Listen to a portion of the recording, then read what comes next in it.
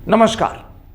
कहते हैं कि कानून के हाथ बहुत लंबे होते हैं और वो जब चाहे किसी भी गुनहगार पर शिकंजा कस सकते हैं। अब कानून के हाथ चाहे कितने ही लंबे क्यों ना हो, लेकिन कई बार फरियादी के हाथ बहुत छोटे पड़ जाते हैं और वक्त गुजर जाता है लेकिन उसे इंसाफ नहीं मिलता।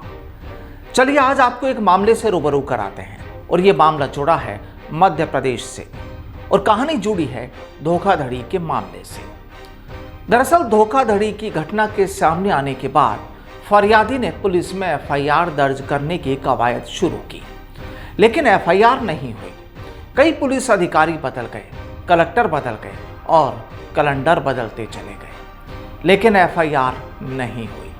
और जब तक मामले की एफआईआर हुई 21 साल का वक्त गुजर चुका था।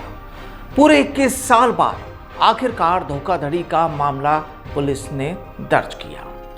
वाकई हैरान करने वाली तस्वीर है। चलिए अब आपको उस मामले से भी रूबरू कराते हैं जिसकी एफआईआर दर्ज कराने में 21 साल लग गए। दरअसल ये मामला जुड़ा है मध्य प्रदेश के गुना जिले के बीनागंज में वेयर हाउस से फर्जी तरीके से धनिया निकालकर बेचने का।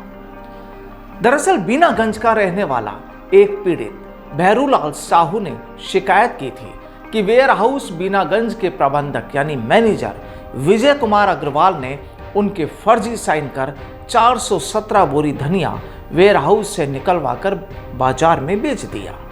अब कहानी ये कि 31 मार्च साल 1999 को यह धनिया राज्य भंडारण गृह के वेयर हाउस में रखा गया था और उस वक्त इसकी कीमत आंकी गई थी करीब 4 लाख रुपए। लेकिन एक साल बाद यानी साल 2000 में तत्कालीन शाखा प्रबंधक ने इसे फर्जी तरीके से निकलवाकर करीब 6,50,000 में बेच दिया। अब मामला सामने आने के बाद फरियादी ने कई बार एसपी और कलेक्टर समेत सीएम हेल्पलाइन तक में शिकायत की।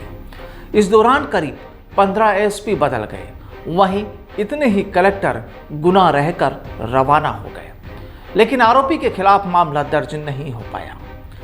आपको बता दें कि इस मामले में बीनागंज थाने में पहली शिकायत 8 अप्रैल 2000 को दी गई थी। इसके बाद 10 साल तक लगातार एसपी और कलेक्टर को शिकायत देता रहा, लेकिन कोई कार्रवाई नहीं हुई, यानी उस फरियादी की पुलिस ने कोई सुनवाई नहीं की। अब हाल ही में जब पुलिस की क्राइम मीटिंग चल रही थी और नए एसपी पुराने मामलों को चेक कर रहे थे तो ये प्रकरण सामने आया।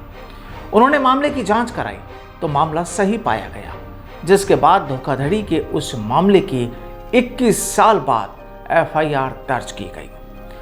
अब एसपी के आदेशों के बाद पुलिस ने बीनागंज चौकी में आईपीसी की धारा 420, 409, 467 और 468 के तहत ये प्रकरण दर्ज किया है।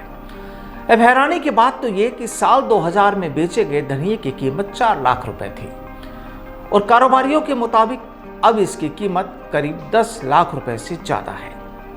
बहरहाल अब 21 साल बाद पुलिस को समझ आई कि वाकई धोखाधड़ी तो हुई है, तो एफआईआर दर्ज कर ली गई। लेकिन सवाल ये कि अब इतने सालों बाद इस एफआईआर पर कार्रवाई होती है।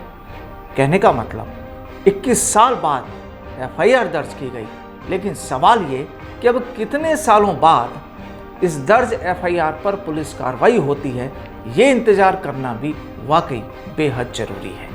नमस्कार।